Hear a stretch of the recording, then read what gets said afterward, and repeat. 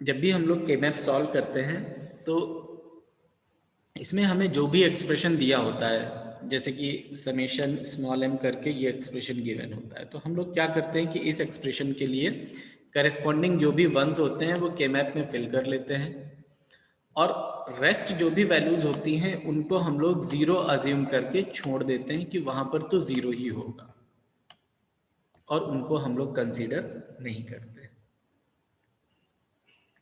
But ये possibility always हो ऐसा नहीं हो सकता है, क्योंकि कुछ टर्म्स जनरली होते हैं जो कि जो है आपके कुछ कॉम्बिनेशंस होते हैं जो नहीं गिवन है जैसे। तो इस केस में हम यहाँ पर क्या करते हैं कि कुछ कंडीशंस ऐसी होती हैं कि हम उनको as a don't care conditions treat करते हैं, और उन डोंट केयर कंडीशंस को हम ना तो ज़ीरो कहते हैं और ना ही वन कहते हैं। तो ये कंडीशंस हमारी डोंट केयर कंडीशंस कहलाती हैं कि वहाँ पर हमें ये नहीं पता है कि ज़ीरो आ रहा है या वन आ रहा है, वो वैल्यू आइदर ज़ीरो भी हो सकती है या वन भी हो सकती है। तो इस तरह की कंडीशंस जो होती हैं उनको हम डोंट केयर कंडीशंस कहते हैं, और उनको उनका रिप्रेजेंटेशन इस तरह से क्वेश्चंस में करते हैं। डी लिखते हैं, D stands for don't care, और ब्रैकेट में वो वैल्यूज़ लिख देते हैं जिनकी वैल्यूज़ के लिए हम फिक्स नहीं है कि ये वन है या ज़ीरो है। इसलिए इन वैल्यूज़ को हम क्रॉस से मार्क करते हैं या स्मॉल डी से रिप्रेजेंट कर देते हैं के मैप में। जैसे वन की फिलिंग करते हैं वैसे ही हम इन वैल्यूज़ को क्रॉस से या स्मॉल डी से फिल कर देते हैं, एंड इन वैल्यूज़ को हम आइदर ज़ीरो या वन दोनों में से कोई भी वैल्यू की तरह ट्रीट कर लेते हैं एज पर आवर रिक्वायरमेंट। ठीक, अब जैसे ये जो क्वेश्चन दिया हुआ है इसमें हमें इस डोंट केयर को लेकर के तब के मैप को सॉल्व करना है। तो हम क्या करेंगे, हम ये जो वैल्यूज़ हैं इन वैल्यूज़ में वन फिल करेंगे और इन तीन वैल्यूज़ पे क्रॉस फिल करेंगे 0 to 5 पे। क्वेश्चन देख लेते हैं। ठीक, ये फिल किया गया है, 0 पर, 2 पर और 5 पर क्रॉस फिल कर दिया गया, और रेस्ट जो वैल्यूज़ थी उन पे वन फिल कर दिया गया। अब यहाँ पर हम अगेन उसी तरह से ग्रुप्स फॉर्म करेंगे। अब ग्रुप फॉर्म करेंगे तो सबसे पहले हम जितने मैक्सिमम नंबर ऑफ वन है उनको उनके ग्रुप्स फॉर्म करेंगे। तो 8 का तो हमें कोई दिख नहीं रहा है ग्रुप, बट 4 का ये ग्रुप दिख रहा है सबसे पहले कि ये 4 वंस एक ही लाइन में है, तो एक ग्रुप, पहला ग्रुप तो हम यही बना देंगे जिसमें मैक्सिमम नंबर ऑफ वंस हमारे कवर अप हो जाए। अब इसके बाद अगर हम देखेंगे इस के मैप में तो हमें सिर्फ एक ये वन यहाँ पर शो हो रहा है। अब इस वन के लिए हम क्या कर सकते हैं, हम दो का बना सकते हैं यहाँ पर, कि हम इस तरह से दो का फॉर्मेशन कर दें और दो वन इस तरह से लेकर के पेयर बना दें। बट क्योंकि यहाँ पर डोंट केयर की कंडीशंस अवेलेबल हैं, कुछ डोंट केयर्स अवेलेबल हैं, और इन डोंट केयर्स को हम आइदर ज़ीरो या वन की तरह ट्रीट कर सकते हैं, तो हम क्या करेंगे, हमें जो वन की रिक्वायरमेंट है, जो जिन डोंट केयर्स की रिक्वायरमेंट है हम उन्हें वन की तरह यहाँ पर ट्रीट करेंगे और मैक्सिमम पॉसिबल ग्रुप बना लेंगे। तो अब इस वन के लिए अगर हम ग्रुप बनाएंगे तो हमारे पास ऑप्शन क्या है कि हम इस तरह से एक 4 का ग्रुप फॉर्म कर सकते हैं, अगर हम दोनों डोंट केयर्स को, इस डोंट केयर को और इस डोंट केयर को एज अ वन ट्रीट कर लें। तो हमने दूसरा ग्रुप भी बना लिया और ये ग्रुप का फॉर्मेशन हो गया। इसके बाद में हमारे पास में ये वाला एक डोंट केयर बच गया, तो जो बच गया डोंट केयर उसको हम छोड़ देंगे, उसको कंसीडर नहीं करेंगे, क्योंकि इसकी वैल्यू आइदर ज़ीरो और वन है ना, तो हम उसको एज अ ज़ीरो ट्रीट करके उसको छोड़ देंगे। इसीलिए इनकी जो नेमिंग की गई है वो डोंट केयर वर्ड से की गई है, मीन्स हमें इनकी केयर नहीं करनी है, बट जब ज़रूरत पड़ेगी तो हम इसको यूज़ कर लेंगे। तो इस तरह से हम डोंट केयर कंडीशंस को यूज़ करके ग्रुप्स फॉर्म करके और एक्सप्रेशंस लिखते हैं।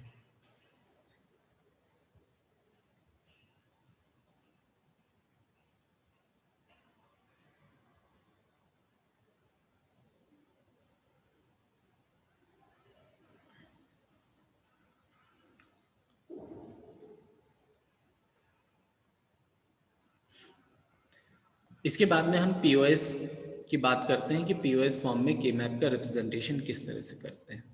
तो अभी तक तो हमने एसओपी में देखा सम ऑफ प्रोडक्ट फॉर्म में। सम ऑफ प्रोडक्ट में हमने सारी टेक्निक्स देख ली कि किस तरह से हम के मैप ड्रॉ करते हैं, किस तरह से उसमें फिलिंग करते हैं और किस तरह से उसके टर्म्स आइडेंटिफाई करके उनको लिखते हैं और उनका लॉजिकल सर्किट ड्रॉ करते हैं। अब पीओएस में बिल्कुल रिवर्स एसओपी का होता है।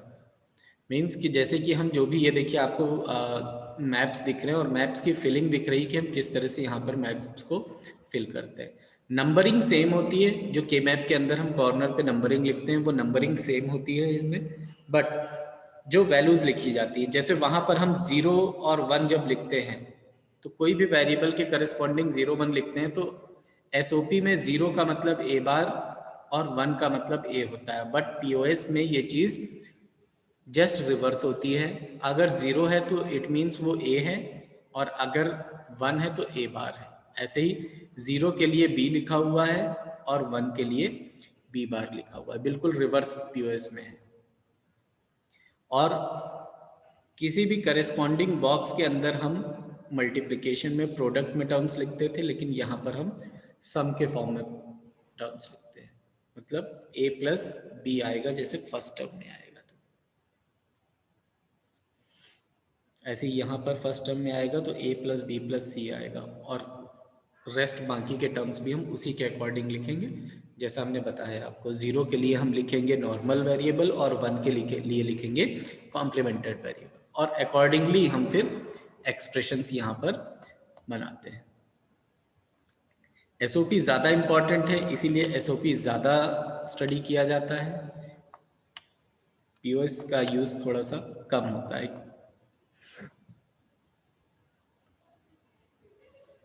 ठीक, अब देखिए अब क्वेश्चंस कैसे करते हैं यहाँ पर।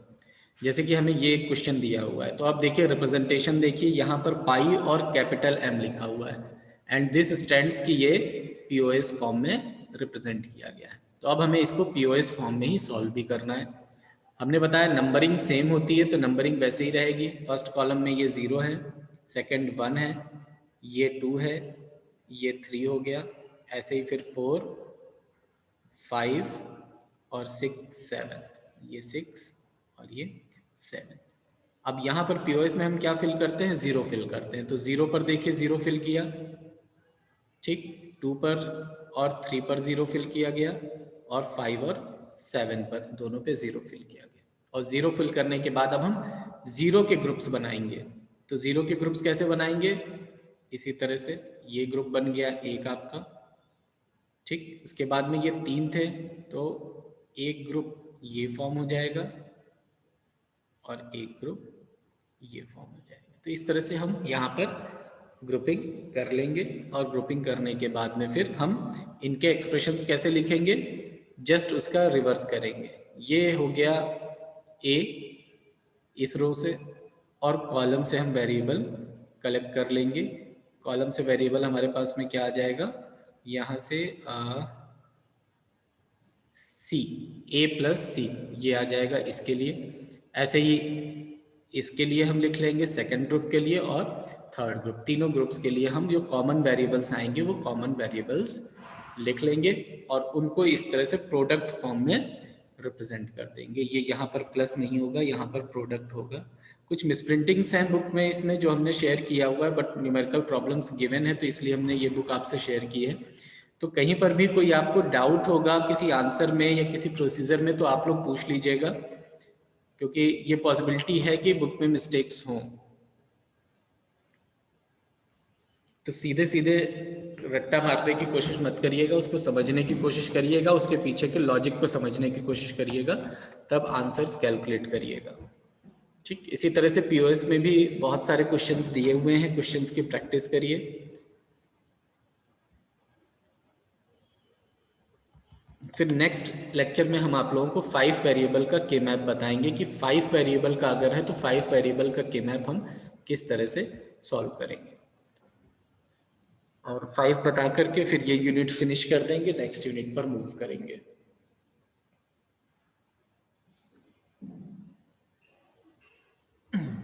कुछ डाउट्स हो तो अभी पूछ लीजिए।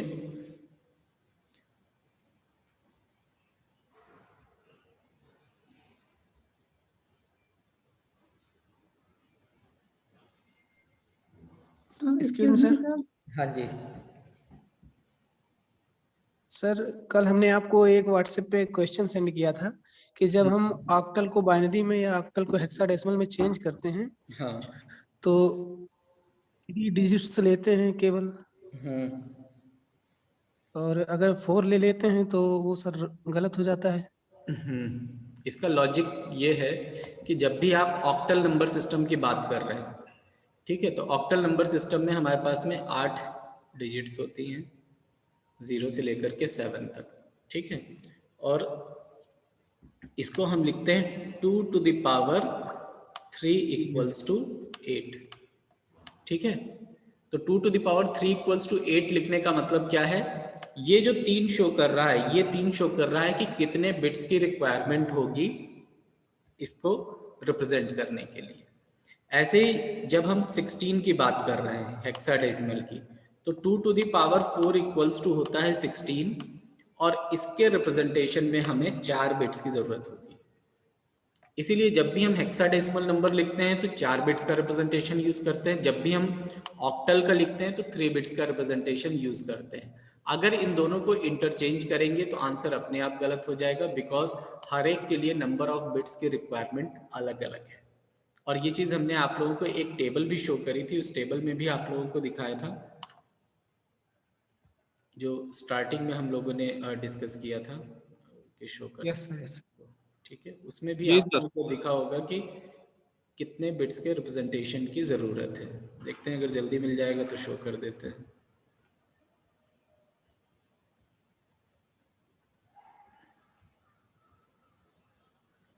ये देखिए,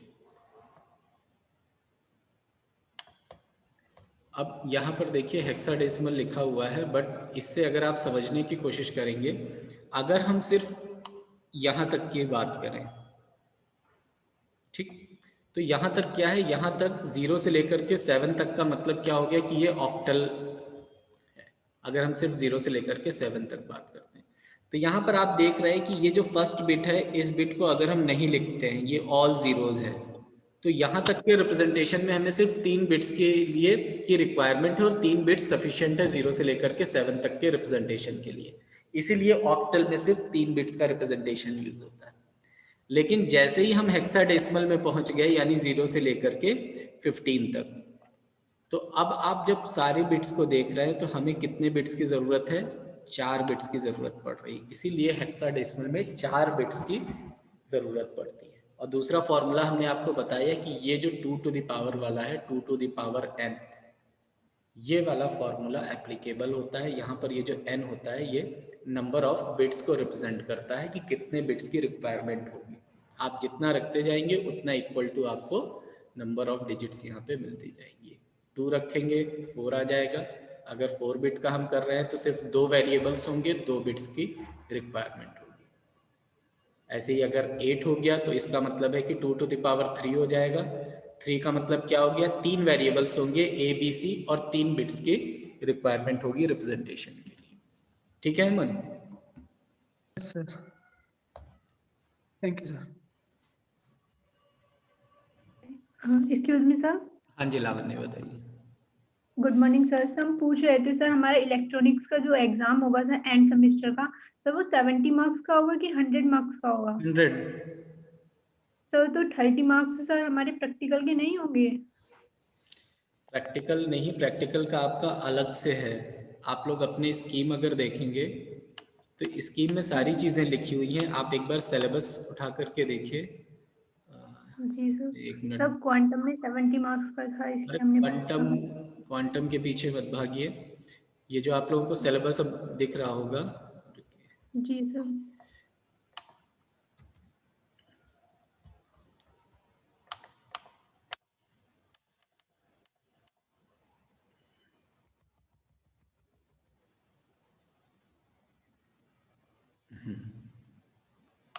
ये देखिए, ये है सब्जेक्ट आपका KEC 101T, ठीक है, emerging domain in electronics engineering. Quantum हो सकता है आपको पुराना मिला हो, ठीक। तो इसमें इवैल्यूएशन स्कीम जो है, इवैल्यूएशन स्कीम में देखिए ये एंड सेमेस्टर लिखा हुआ है। एंड सेमेस्टर का कॉलम अगर आप लोग देखेंगे तो ये जितने सब्जेक्ट हैं इनका ये टीई का मतलब है theory external paper. Theory external paper कितने मार्क्स का है? 100 मार्क्स का, और प्रैक्टिकल एक्सटर्नल नहीं है।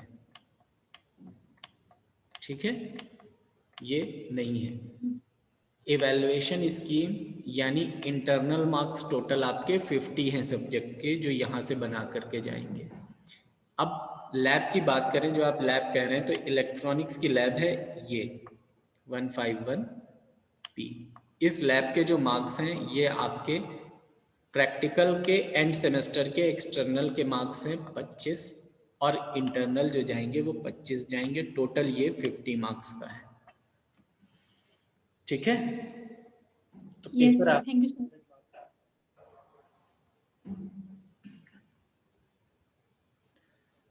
एंड कर रहे हैं क्लास स्टूडेंट। ठीक है,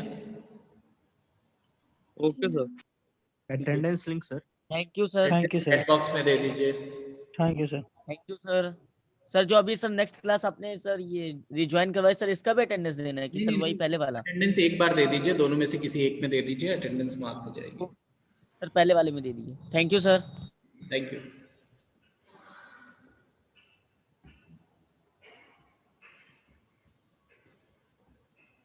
किसी की अटेंडेंस नहीं लगी है तो मार्क कर दीजिए, हम अभी एड नहीं कर रहे हैं, और जिसकी लग गई है वो लोग क्लास लीव कर दीजिए।